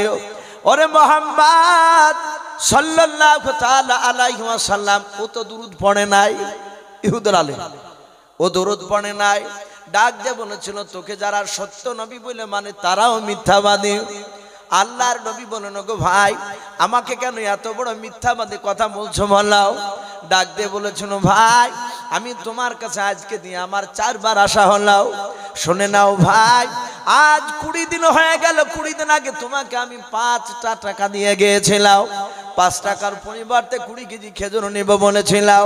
ওরে ভাই আমি তোমার কাছে 15 দিন পরে এসে নিয়ে যাব বলেছিলাম, আমি 15 দিনকের দিন আসলাম তুমি অস্বীকার করলাম, তারপরের দিন আসলাম তুমি অস্বীকার করলাম, তারপরের দিন এসেছিলাম সেদিনও তুমি অস্বীকার করলাম। ওরে ভাই আজ 4 বার হয়ে গেল তোমার কাছে আসা, তুমি পাকা মিথ্যাবাদী নবী। আল্লাহর নবী হাত ওখানে জোড় করে বলেন ভাই আমি মিথ্যাবাদী নাই, আমি জন্ম নেওয়ার পর থেকে নিয়ে। ওরে ভাই আজ পর্যন্ত আমি কোনোদিন মিথ্যা কথা বলি নাই, জোরে বলুন সুবহানাল্লাহ। আমার মনে এমন একজন নবী বাবা আমার বিশ্ব নবী হাসি মজাক করতে গিয়ে কোনোদিন মিথ্যা কথা বলেন না। আমরা অনেকেই ভাবছি হাসতে হাসতে অনেক মিথ্যা কথা বলে দিই, আল্লাহর নবী বলেন আমি মিথ্যা কথা বলি নাই ভাই। ওরে ভাই তোমাকে আমি চিনতে পেরেছি তুমি ইহুদির বড় আলেম রাহাব। ইহুদির আলেম বলেছিল ভাই হ্যাঁ আমি রাহাব। ডাক দিয়ে বিশ্ব নবী বলেন ভাই তোমার মাত্র আমার কাছে আজকে 2 দিন হলো আসা। ওরে ভাই আজ 20 দিন নাই, তোমার গুনার মধ্যে তোমার ভুল রয়েছে, তুমি আমার কাছে আজকে 10 দিন হতে চলতেছে, এখনো 10 দিন পার হয় নাই। ওরে ভাই তুমি অন্যায় করেছো ভাই, তোমার গুনার মধ্যে ভুল রয়েছে, আমার কারণে অন্যায় করে কথা বলো না। কিন্তু ইহুদির আলেম বাপজি যত নবী বারণ করে তত ইহুদের আলেমটা বাপজি পিকআপ নিয়ে নবীকে বাপজি অন্যায় করে কথা বলছে। কিন্তু আদত বাবা ইহুদের আলেম পরীক্ষা নিতে এসেছে নবীকে আমার, সে দেখবে ইনি সত্যিকারী নবীর রসুলকে নাও। ওই দিকে ওমর নবীজির চেহারার দিকে বাপজি চেয়েছে, বাপজি অবাক হয়ে আছে। আমার বিশ্ব নবীর দরবারে ওমর দাঁড়িয়ে থাকতেন ঈমান আনার পরে। আল্লাহর নবী অনেকগুলো সাহাবারা বাপজি নবীকে নিয়ে বক্তব্য রাখতেন, নবী সাহাবাদের সামনে আলোচনা করতেন। হযরত ওমরকে নবী মাঝে মাঝে বলতেন ওমর ওরে ওমর আমি অনেক সাহাবার চাউনি দেখেছি আমার দিকে চেয়ে থাকে, ওরে ওমর আর তুমি আমার দিকে চেয়ে থাকো একেবারে আলাদা। ওমর তুমি অমন করে কেন আমার দিকে চেয়েছে, 2 চোখের কোনা দিয়ে কেন তুমি পানি গড়াও? ওরে ওমর তুমি কেন কাঁদো বলাও? হযরত আমিরুল মুমিনিন ওমর ইবনুল খাত্তাব রাদিয়াল্লাহু তাআলা আনহর কাছে হাত ওখানে এইভাবে জোড় করতেন। আল্লাহর নবীকে কেঁদে কেঁদে বলতেন হুজুর গো আমি আপনার দরবারে যখন থাকি আপনার দিকে যখন তাকাই ও নবীজি আমার অন্য দিকে তাকাতে মন চাই না। ও আল্লাহর রাসূল এই কান্না করি কারণে, বলে কি কারণে তুমি কান্না করো রে সাহাবা? ওমর কেঁদে কেঁদে বলতেন নবী গো এই চোখ দিয়ে আমি আপনি এত বড় যে আপনি দামি নবী রাসূল, ও আল্লাহর নবী এত বড় দামি নবীকে আমি ওমর চিনতে পেরেছিলাম না। ও নবী ঈমান আনার পর থেকে এই জন্য বারবার শুধু আপনার দিকে তাকাই আর আমি মনে মনে কান্না করি আর বলি এই চোখ দিয়ে রাসূলুল্লাহকে চিনতে পেরেছিলাম না। সেই ওমর বাপজি দাঁড়িয়ে দাঁড়িয়ে দৃশ্যখানা দেখলেন, ওমর আর সহ্য করতে পারলেন না বাবা। ওমরের কোমরে বাপজি তলোয়ার খানা খাবে ভরা ছিল, ওমর তলোয়ারটা বের করে ডাক দিয়ে বাপজি ইহুদি বেঈমানকে ডাক দিয়ে বলেছিল আলেমটাকে ওরে বেঈমান হাত নামাও, ওমর এখনো মরে নাই, ওমর এখনো জিন্দা, জোরে বলুন সুবহানাল্লাহ। অনেকগুলো সাহাবা ছিলেন, ওমর 4 দিনকার ইমানদার সাহাবা। রসুলের কলার ধরে ইহুদি ছাড়ছে না, নবী বারবার বলছে ভাই ছেড়ে দাও, ইহুদি ভাই ছেড়ে দাও, আমি তোমার অন্যায় করি নাই। আর ইহুদি রসুলকে গালি দিছিল। ওমর খাস করে তলোয়ারের উল্টো পিঠ দিয়ে ইহুদির হাতে আঘাত দিয়ে টান বেঈমান। ওমর মরে নাই, ওমর এখনো জিন্দা আছে। ওমরের সামনে রসুলকে অন্যায় করবি এ ওমর সহ্য করবে না, জোরে বলুন সুবহানাল্লাহ। এত জোর আঘাত করেছে ওমর ইহুদির হাতে, রসুলের কলারটা এভাবে ধরা ছিল, এখানে তলোয়ার মেরেছে, হাতটা ছুটে গিয়েছে। ওমারের শক্তি সহ্য করতে পারেনি। ইহুদির বাপজি আঘাত লাগা হাতটা এইভাবে ইহুদি দিয়ে বুকের সাথে ভাবে চেপে ধরে আসে। ইহুদির দুই চোখ দিয়ে পানি পড়তে লাগলো। রাসূলের চেহারার দিকে ইহুদি তাকাচ্ছে। ইহুদির তাকানোর উদ্দেশ্য ছিল যে দেখি রাসূলুল্লাহ বিচার করে কিনা ওমারে। আমি তো ওমারকে কিছু বলি নাই। ইহুদি গালি দিয়েছে কাকে ভাই? রাসূলকে। কলার ধরেছে রাসূলের। ইহুদি চিন্তা করছে দেখি এ মুহাম্মদ সাল্লাল্লাহু আলাইহি ওয়াসাল্লাম যদি ওমারের বিচার করে তাহলে জানবো ইনি আখিরি জামানার রাসূল, আর যদি বিচার না করে তাহলে জানবো ইনি আখিরি জামানার রাসূল নয়। ই ভণ্ড নবী।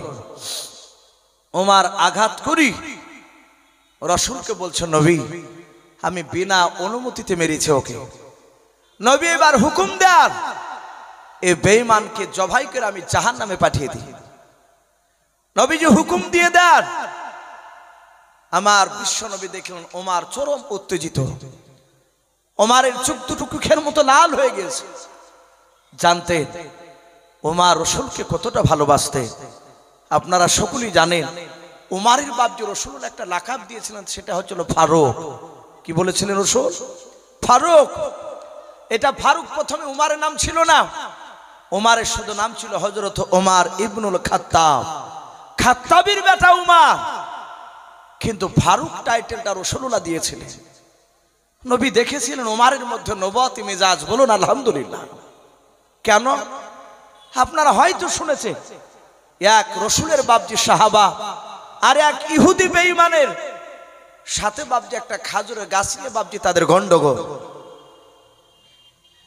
ভুঁইয়ের আলে বাপজি ইহুদির খাজুর গাছ ছিল একদম আলের ধারে, জমির আলে। আলে বলেন তো। কিন্তু সাহাবা আলটাকে বা জমিটাকে ঠেলাঠুলি দিয়ে খাজুর গাছটাকে সাহাবার দিকে করে নিয়েছে। অনেক মানুষ নাই ভাই, অনেক মানুষ আছে এরকম মোটা আলকে কাটতে কাটতে কাটতে কাটতে বাপজি বিলেট করে ফেলাইছে। কিছু মানুষ আছে দেখেন মাঠে যদি কুদাল নিয়ে যায় আর যদি নেংটি মারে ভাই, আমাদের দিকে চলতি ভাষায় বান্না মারাকে নেংটি মারা বলে। যদি মারে আর যদি আলের কোলে কুদাল নিয়ে বসে তারা জানতে হবে আল কাটতে বসে পড়াচ্ছে। আল কাটবেন না ভাই। আপনি যদি উদ্দেশ্য থাকে যে আমার এই আলটাকে কেটে আমি একটু জমি বাড়াই, কিয়ামতের ময়দান আপনাকে হিসাব দেওয়া লাগবে। তো সাহাবা খাজুর গাছটাকে তার দিকে ভরে নিয়েছে। সাহাবায়ে কেরামের কাছে এসে ইহুদি বলল ভাই গাছটা আমার দিকে ছিল তোমার দিকে গেল কি করে? বলে দেখতে পাচ্ছ না জমির ভিতরই গাছ ভরা। বলে আমি বিচার চাই। বলে চলো। বলে আল্লাহ রাসূলকে বাপজি বিচার দিলে। ইহুদি বলল তোমার নবীকে আমি না মানতে পারি কিন্তু তোমার নবী ন্যায্য বিচার করে। বলুন আলহামদুলিল্লাহ। নবী একেবারে স্পট একদম ওই জমিতে গেলে ভুইয়ে যাওয়ার পর দেখলেন গাছটা প্রকৃতি ইহুদির গাছ। নবী বললেন ওগো সাহাবা এই গাছটা তোমার নেওয়া অন্যায় হয়েছে, গাছটা ছেড়ে দিও। এই গাছটার মালিক হচ্ছে ইহুদি ভাই। নবীকে মানে না সে ইহুদি অমুসলিম। ইহুদি বলল দেখিলে ভাই তোমাদের নবী ন্যায্য বিচার করে, কট্টেলে বিচার করে না। রাসূল চলে গিয়েছে। সাহাবা বলল ভাই বিচারটা একটু গন্ডগোল হয়ে গেছে। বলল গন্ডগোল মানে? বলে রাসূলুল্লাহ হয়তো অন্য কোনো টেনশনও ছিল তাই বিচারটা ভালো করে চিন্তা ভাবনা করেনি, মানে ওর দিকে বলেনি তারই লিগে। তো বললো ভাই আরে একটা লোক আছে বিচারও। বলে কে? বলে চলো রাসূলেরই সাহাবা ওমর।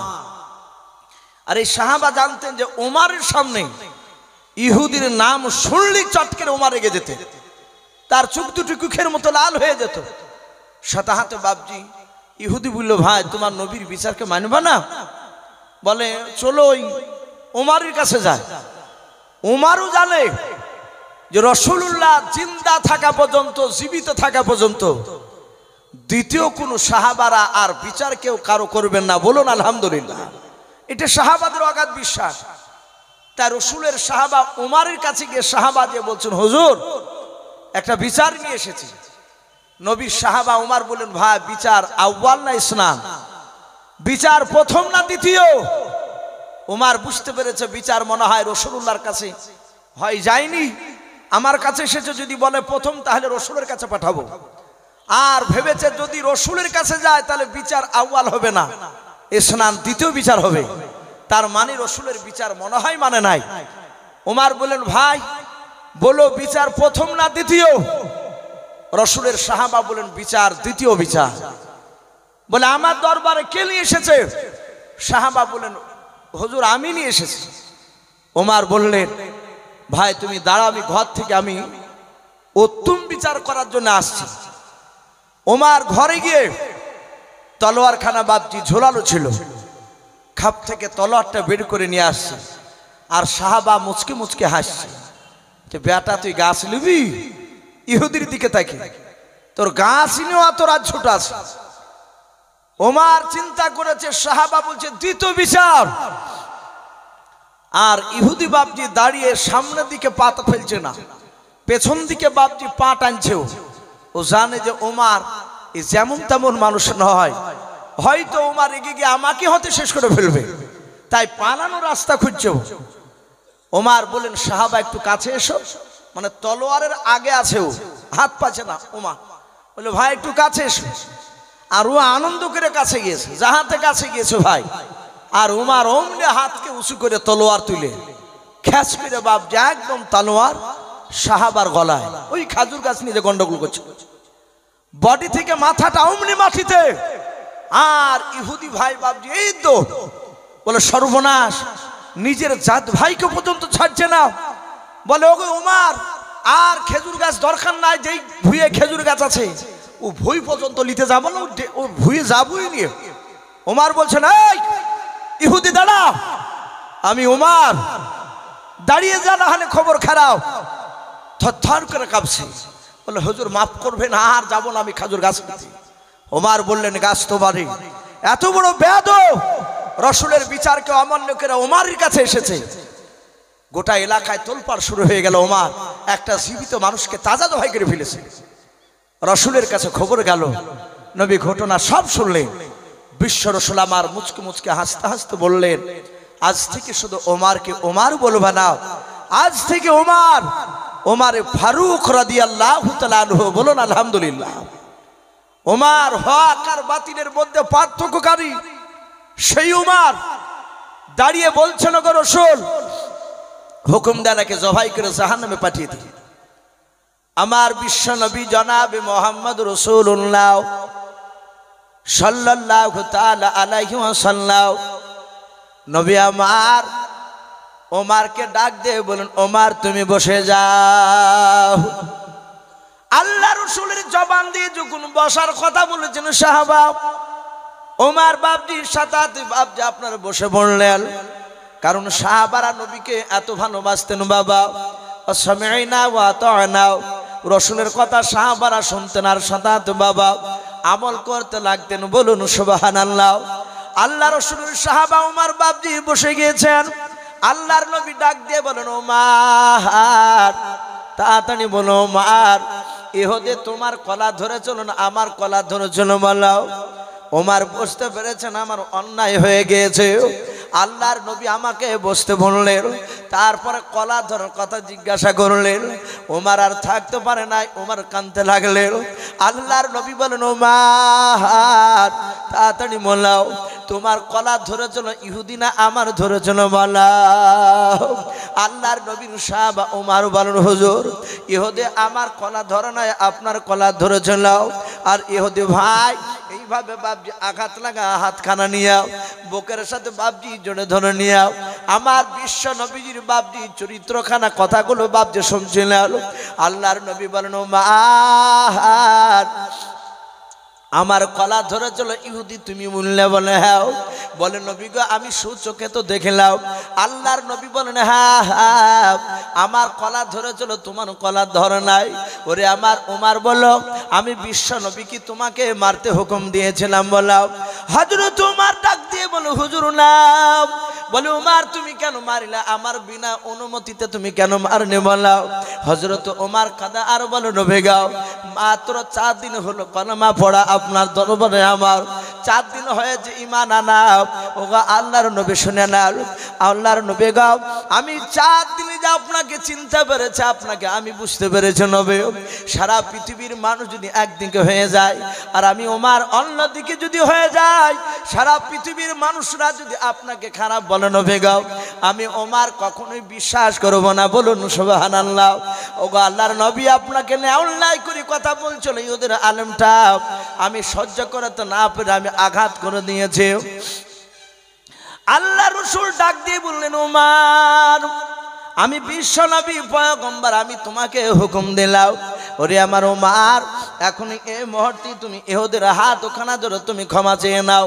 হযরত ওমর ফারুক রাদিয়াল্লাহু তাআলা আনহু আর দেরি করলেন না, নবী আমার হুকুম করা সারাও, যাহাতু হুকুম করেছেন আর সাতাত বাবজি ওমর ইহুদের হাত ওখানা জোরে ধরে ডাক দিয়ে বলেন ইহুদি ভাই শুনে নাও, ওমর কোনো বাতিলের কাছে মাথা নত করা বান্দা নাই। বলুন সুবহানাল্লাহ। ওমর ডাক দিয়ে বলেছিলেন ভাই রে ওমর কোনো বাতিলের কাছে মাথা নত করা বান্দা নাই, কিন্তু পরিস্থিতি আলাদা হয়ে গিয়েছে। সারা পৃথিবীর রাসূলুল্লাহ তোমার হাত ওখানে ধরে ক্ষমা চাইতে বলেছো ভাই, তাই তোমার কাছে আমি ক্ষমা চাই, তুমি আমাকে ক্ষমা করে দাও। ইহুদি ইশারা করে ক্ষমা করে দিলাম। আল্লাহর নবী জনাবে মুহাম্মদুর রাসূলুল্লাহ সাল্লাল্লাহু তাআলা আলাইহি ওয়াসাল্লাম নবী দরদি নবী আমার উসমান গনি রাদিয়াল্লাহু তাআলা আনহুকে ডাক দিয়ে বলেন উসমান ও আমার জামাই সাহাবা তুমি আর দাঁড়িয়ে থেকো না, যা তোমার বাগান থেকে তুমি 25 কেজি খেজুর নিয়ে চলে এসো। আল্লাহর নবীর সাহাবা উসমান গনি রাদিয়াল্লাহু তাআলা আনহু 25 কেজি খেজুর নিয়ে এসে আল্লাহর নবীর কাছে এসে বলছেন ইয়া রাসূলুল্লাহ ইয়া হাবিবাল্লাহ এই দেখেন 25 কেজি খেজুর নিয়ে এসেছে আমার বাগানের। আল্লাহর রাসূল ডাক দিয়ে বলেন ওরে সাহাবা আলী উসমান তুমি 20 কেজি খেজুর আলাদা করে বের করাও, 5 কেজি খেজুর বের করে নাও। উসমান গনি আলী রাদিয়াল্লাহু তাআলা আনহু আজমাইন ওনারা দুজনাই বাবজি খেজুরগুলোকে ভাগ করলেন। আল্লাহর নবী 20 কেজি খেজুরের ব্যাগটা হাতে করে নেওয়ার পর ইহুদিকে ডাক দিয়ে বলেন ইহুদি ভাই হাত ওখানা বিশ্ব নবীজি জোরে ধরলেন। ইহুদি জোরে ধরার পর আল্লাহর নবী যে হাওমা করে কাঁদছেন আর বলছেন ওদে ভাই নাও তোমার 5 টাকার পরিবর্তে তুমি 20 কেজি খেজুর নিয়ে নাও। ওরে আমার ইহুদি ভাই শুনে নাও আমি জীবনে মিথ্যা কথা বলি নাই, আমি শুনে নাও আমানতের খেয়ানত করি নাই। ও ভাই তোমার গুণের মধ্যে ভুল রয়েছে, তুমি বাড়িতে গিয়ে ঠান্ডা মাথায় তুমি চিন্তা ভাবনা করে গুনবা, দেখবা আজকে 10 দিন হতে চললাম এখনো 10 দিন পানো হয় নাই, তোমার কথা অনুযায়ী এখনো 5 দিন বাকি আছে ভাই। ওরে ভাই নাও তোমার 5 টাকার বিনিময়ে 20 কেজি খেজুর নিয়ে নাও। ইহুদের আলেমটা 20 কেজি খেজুরের ব্যাগটা ধরে নিলাম। আমার বিশ্বনবী আবার ডাক দিয়ে বলেন ইহুদি ভাই আমার ওমর যে বিনা অনুমতিতে তোমাকে আঘাত করেছিল তুমি যে কষ্ট পেয়েছো বলে হ্যাঁ, ওরে আমার ইহুদি ভাই আমি ওমরের হয়ে আবার দ্বিতীয়বার আমি তোমার কাছে ক্ষমা চাই। জোরে বলুন সুবহানাল্লাহ। ইহুদি আশ্চর্য হয়ে যাচ্ছে, যত নবীর কথা শুনছে তত অবাক। ইহুদি নবীর চেহারার দিকে চেয়ে আছে আর খাজুরের ব্যাগ থাকতে বাপ যেভাবে হাত নিয়ে আছে নবীর চেহারার দিকে চেয়েছে বাপজি চিন্তা করেছে আরে এত দামি নবী আল্লাহর নবী যে হাত ওখানার জন্য ধরে বলেন ভাই আমি ওমরের হয়ে ক্ষমা চাই, তুমি ক্ষমা দিয়ে দাও। আবার ওরে ভাই ইহুদি এই না 5 কেজি খেজুর আরো বেশি তুমি নিয়ে না। বলে কেন? বলে তোমাকে যে আঘাত করেছে তুমি কষ্ট পেয়েছো ব্যথা পেয়েছো, এর বিনিময়ে আমি মুহাম্মদ সাল্লাল্লাহু আলাইহি ওয়াসাল্লাম আরো 5 কেজি খেজুর দিয়ে নিলাম। ইহুদি আর সহ্য করতে পারলো না বাবা, ধৈর্যের বাঁধা ধরে রাখতে পারলেন না, হাওমা করে বাবা নবীর পা দোকানা জোরে ধরে কাঁদতে কাঁদতে বললেন ওগো আল্লাহর নবী আমি অন্যায় করে আপনাকে গালিগালাজ দিতে এসেছিলাম, নবীকে আমি তাওরাত পড়েছি, আখিরি জামানার যিনি নবী হবেন তিনি আখিরি জামানার রাসূল যিনি হবেন তিনি আমানতের খেয়ানত করবেন না, আর ওনার সামনে হাজারো অন্যায় করলে অন্যায়কারীকে তিনি মাফ করে দেবেন। জোরে বলুন সুবহানাল্লাহ। ওগো রাসূল, আমি দুটো পরীক্ষায় করেছি আপনার কাছে, দুটি পাশ করে গেছেন আপনি। রাসূল, আর আপনার দরবার থেকে আমি বাড়ি ফিরে যাব না, বাকি জীবনটা আপনার পায়ের তলে আমি খিদমত করে কাটাতে চাই। বলুন সুবহানাল্লাহ। নবীর সাথে হাতে তাকে বুকের সাথে তুলে ধরে, বুকের সাথে জড়ে ধরে আমার বিশ্ব নবী বাপজি কলমা পড়ে তাকে মুসলমান বানিয়ে নিলেন। বলুন সুবহানাল্লাহ। ভাই, এই ছিল রাসূলুল্লাহর বাপজি চরিত্র। আমরা একবার সকলে দুরূদ ইব্রাহিমটা পড়ি, আল্লাহুম্মা সাল্লি আলা মুহাম্মাদি ওয়া আলা আলি মুহাম্মাদ কামা সাল্লাইতা আলা ইব্রাহিম ওয়া আলা আলি ইব্রাহিম ইন্নাকা হামিদুম মাজিদ। আল্লাহুম্মা বারিক আলা মুহাম্মাদি ওয়া আলা আলি মুহাম্মাদ কামা বারাকতা আলা ইব্রাহিম ওয়া আলা আলি ইব্রাহিম ইন্নাকা হামিদুম মাজিদ। ভাই, একটু সকলে চুপচাপ বসে না থেকে 2 মিনিট মতো একটু জিকির করে লা ইলাহা লা ইলাহা ইল্লাল্লাহ লা ইলাহা ইল্লাল্লাহ মুহাম্মাদুর রাসূলুল্লাহ। ভাই, একটা এলান ছিল, ভলান্টিয়ার্স ভাইদের উদ্দেশ্যে বলছিলাম, একটু মন দিবেন। ভলান্টিয়ার্স ভাই যারা আছেন, পাগড়ি প্রদান হবে, কাজেই জায়গা যেগুলো খালি আছে সামনে চেয়ার রাস্তা রেখে বিছিয়ে দিন, বিছাতে দেরি করবেন না, এখনই বিছিয়ে দিন। আর যে সমস্ত ছাত্রদের পাগড়ি প্রদান হবে তারা দেরি না করে খুব তাড়াতাড়ি স্টেজে চলে আসবে। তো ভাই, আমি বলছিলাম আমার সেই রাসূল যে উম্মতদেরকে যে বাপজি ভালোবাসতে নবী সাহাবাদের দিকে চেয়েছে কাঁদছিলে, আমাদের সেই রাসূল বাপজি আমরা সকলেই জানি মদিনাতুল মানুওয়ারায় রওজাতুল মানুওয়ারা সবুজ গম্বুজের তলে রাসূল শুয়ে আছেন কি শুয়ে নাই কথা বলে? নবী আমার ওখানে জিন্দা শুয়ে আছে। আমাদের আকীদা কোন নবী রাসূল তারা ইন্তেকাল করার পর কোনদিন তারা আপনার পচে সরে যায় নাই। বলুন আলহামদুলিল্লাহ। আমাদের আকীদা উলামে দেওবন্দের আকীদা যে নবী রাসূলরা তারা কবরে জিন্দা থাকে। বলুন সুবহানাল্লাহ। ভাই, নবী আমার এখনো কাঁদছে। নবী দুনিয়ার বুকে জিন্দা অবস্থাতেও বাপজি কেঁদেছিলেন 23 বছর ধরে। বলুন আলহামদুলিল্লাহ। ক বছর ভাই? 23 বছর। আমরা সকলেই জানি রাসূলুল্লাহ টোটাল বেঁচে ছিলেন 63 বছর। নবী 40 বছরের আগ থেকে নিয়ে 40 বছর পর্যন্ত কাউকে নামাজের জন্য ডাকে নাই। ডেকেছিলেন কথা বলে? নবী ডাকেন নাই। কিন্তু 40 বছর বয়সে যখন কোরআন নাজিল হলো, এই 40 থেকে নিয়ে বাপজি ইন্তেকাল করা 63 বছর পর্যন্ত, তার মানে মাথার বয়সগুলো হচ্ছে 23 বছর। আমার বিশ্বনবী মানুষের দ্বারে দ্বারে কেঁদেছে শুধু এই উম্মতি মুহাম্মদের জন্য, যে তারা জাহান্নাম থেকে তারা কিভাবে জান্নাতে যাবে। এর বাইরে রাসূলুল্লাহর কোনো উদ্দেশ্য ছিল না। ছিল ভাই? নবী জমির জন্য কেঁদেছে? নবী জমির জন্য মার খায় নাই, কোনো নারীর জন্য মার খায় নাই। নবী শুধু মার খেয়েছে আমার পথ হারা উম্মতেরা তারা কিভাবে আল্লাহকে চিনতে পারবে। রাসূল প্রতিটা মানুষের দ্বারে দ্বারে গিয়েছে।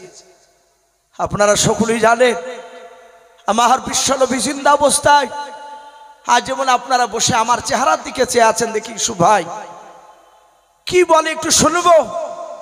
আমার বিশ্বনবী কথা বলতেন, সাহাবারা চাতক পাখি না চেয়ে চেয়ে কথাগুলো শুনতেন।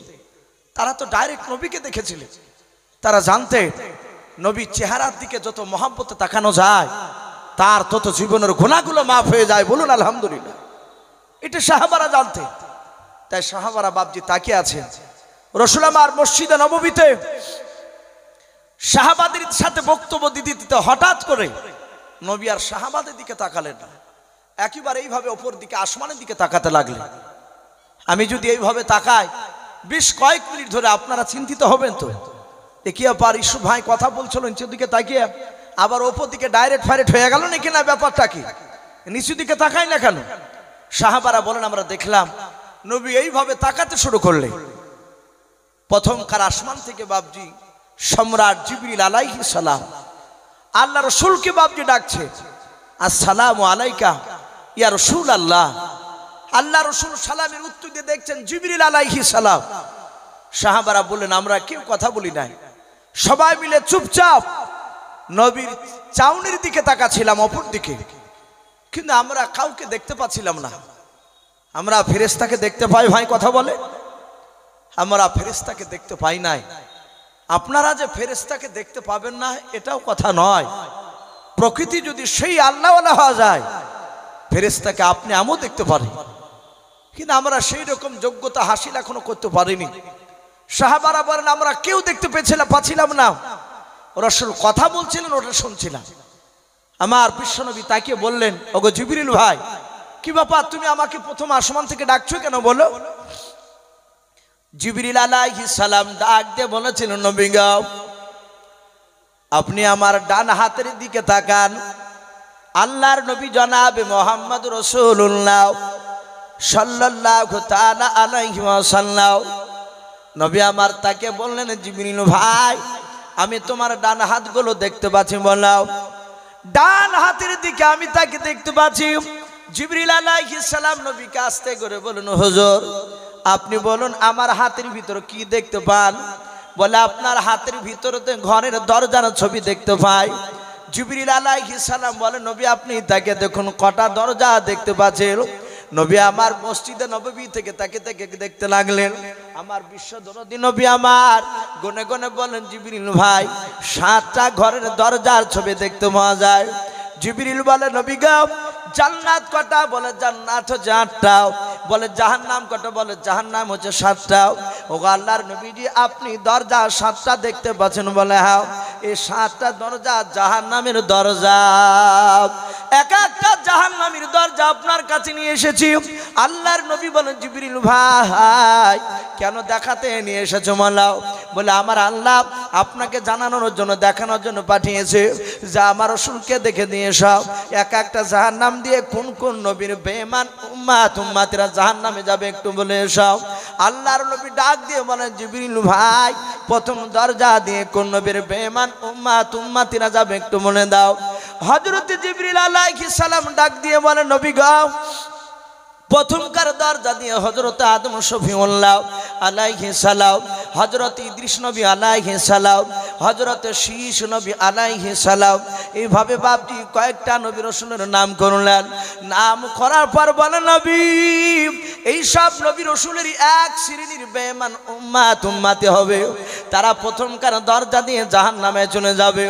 আল্লাহ রাসূল ডাক দিয়ে বলেন, জিবরিল ভাই 2 নাম্বার দরজা দিয়ে কোন নবীর বেঈমান উম্মতে যাবে বলাও। আল্লাহর নবীজির কাছে জিবরিল আলাইহিস সালাম বলেন, হুজুর এই দ্বিতীয় দরজা দিয়ে হযরত নূহ নবী পয়গম্বর আলাইহিস সালাম, হযরত মুসা নবী পয়গম্বর আলাইহিস সালাম, হযরত ইব্রাহিম খলিলুল্লাহ আলাইহিস সালাম, এভাবে আরো কয়েকটা নবী রাসূলের নাম করলেন। করার পর বলেন, নবী গো, 2 নাম্বার দরজা দিয়ে এই সব নবীদের এক শ্রেণীর বেঈমান উম্মতি হবে, তারা এই দ্বিতীয় দরজা দিয়ে জাহান্নামে চলে যাবে। এইভাবে জিবরিল আলাইহিস সালাম 1 2 3 4 করে করে বাবা 6টা দরজার নাম করে দিলেন। আল্লাহর নবী বলেন, জিবরিল ভাই 7 নাম্বার দরজা দিয়ে কোন নবীর বেঈমান উম্মতি যাবে জাহান্নামে, তাড়াতাড়ি বলে দাও। জিবরিল কথা বলে নাই, নবীর দিকে ফাল করে চেয়েছে বাপ, যে জিবরিলের চোখের কোণা দিয়ে পানি গড়ছে। আল্লাহ রাসূল ডাক দিয়ে বলেন, জিবরিল ভাই তুমি এক এক করে তুমি 6টা তুমি দরজার তুমি নবী রাসূলের নাম করে নাও, কারো বালায় তুমি কাঁদো নাই। আর 7 নাম্বার দরজার কাছে কেন তুমি কান্না করেছো, নামটা কেন বলো নাই? হযরত জিবরিল আলাইহিস সালাম আস্তে করে বলেন, নবী গো, আমি চরম কষ্ট পাই। বলে আর কষ্ট পাওয়া লাগবে না বলাও। জিবরিল আলাইহিস সালাম আস্তে করে কাঁদতে কাঁদতে বলেন, হুজুর 7 নাম্বার দরজা দিয়াও, কিয়ামত পর্যন্ত নবী আপনার এক শ্রেণীর বেঈমান উম্মতিরা হবে। নবী গো, আপনাকে তারা মানবে না। আপনার এক শ্রেণীর বেঈমান উম্মতিরা তারা আল্লাহর কোরআনকে মানবে না, আপনার সুন্নাতকে মানবে না। ওগো নবীজি, ওই এক শ্রেণীর বেঈমান উম্মতিরা 7 নাম্বার দরজা নিয়েও আপনার সেই উম্মতিরা তারা জাহান্নামে চলে যাবে। রাসূল হাওমা করে কাঁদতে লাগলেন। ভাই নবী 4 দিন সাহাবার কাছ থেকে চলে গিয়েছিলেন। গুহার ভিতর সেজদায় পড়ে পড়ে শুধু কাঁদছিলেন, আমার উম্মাতরা জাহান্নামে যাবে, আমি নবী জান্নাতে সহ্য করতে পারবো না। ভাই অনেক লম্বা ঘটনা, সেদিকে আমি আর যাব না, কারণ আজকে জালসা যিনি দ্বিতীয় বক্তা আমার পরে যিনি আসবেন উনি অলরেডি চলে এসেছেন স্টেজের ওপরে। তো যাই হোক, মুফতি সাহেব একটু ইশারা করেছিলেন, আমি আর লম্বা চড়া করবো না। আমার বিশ্বনবী দরুদ নবী রহমতের নবী, তাকে জিবরিল আলাইহিস সালাম এসে বললেন, ওগো রাসূল আর কাঁদবেন না। এরপর অসাকাম, হে নবী আপনি সেজদা তুলুন আর কাঁদবেন না। আপনার যারা প্রকৃতি উম্মাতি হবে তারা কোনোদিন জাহান্নামে যাবে না, বলুন সুবহানাল্লাহ। যারা প্রকৃতি আপনার উম্মাতি হবে। তাই ভাই আমি আপনাদেরকে অনুরোধ করব, আমার বিশ্বনবী কেঁদেছেন আমাদের জন্য, জিন্দা অবস্থাতে কেঁদেছেন, ইন্তেকাল করার আগেও, ইন্তেকাল করার পরে এখনো বাপজি মদিনাতে রাসূলুল্লাহ রওজাতুল মানোয়ারায় এখনো উম্মতি করে কাঁদছে। কিয়ামতের ময়দানও বাপজি রাসূলুল্লাহ কান্না করবেন, বলুন আলহামদুলিল্লাহ, শুধু উম্মতের জন্য। তাই ভাই আমি সকলকে বলবো, আমরা সকলে 5 ওয়াক্ত নামাজ পড়বো, বলুন ইনশাআল্লাহ। আর কিছুক্ষণ পরে ইনশাআল্লাহ আপনারা দেখতে পাবেন, আপনারা যে বাপজি টাকা দিয়ে এই যে মাদ্রাসা বাপজি আপনারা ছাত্রদেরকে খাবার খাওয়াছেন, সে খাবার খেয়ে বাপজি কোরআনের হাফেজ তৈরি হয়েছে। আজ গোটা পৃথিবীর এক শ্রেণীর বেঈমানরা তারা চক্রান্ত চালাচ্ছে যে মুসলমানকে শেষ করতে হলে মাদ্রাসাকে প্রথমে বন্ধ করা লাগবে, আর মাদ্রাসা যদি বন্ধ না করতে পারা যায় তাহলে ইসলামকে ধ্বংস করা সম্ভব হবে না। তাই বাপজি মাঝে মাঝে মানুষ বলছে অনেক কিছু বেঈমানরা যে মাদ্রাসাতে সন্ত্রাস শিক্ষা হয়, বলুন আস্তাগফিরুল্লাহ। আজ পর্যন্ত প্রমাণ কেউ করতে পারেনি, কিন্তু এগুলো বাপজি তাদের একটা বলার উদ্দেশ্য, যে কোনো কৌশলে মাদ্রাসাকে বন্ধ করা চক্রান্ত চালাচ্ছে। তাই ইনশাল্লাহ ভাই আমরা জান মাল আমরা যতদিন বেঁচে থাকবো ইনশাল্লাহ আমরা মাদ্রাসার সহযোগিতা করব, বলুন ইনশাল্লাহ। প্রয়োজন হলে জান যদি প্রয়োজন হয় আমরা জান দিতে রাজি আছি, বলুন ইনশাআল্লাহ। ভাই আমি এই বলে আমার বক্তব্য শেষ করলাম। ওয়া আখিরি দাওয়ানা আনিল হামদুলিল্লাহি রাব্বিল আলামিন। আসসালামু আলাইকুম ওয়া রাহমাতুল্লাহি ওয়া বারাকাতুহু।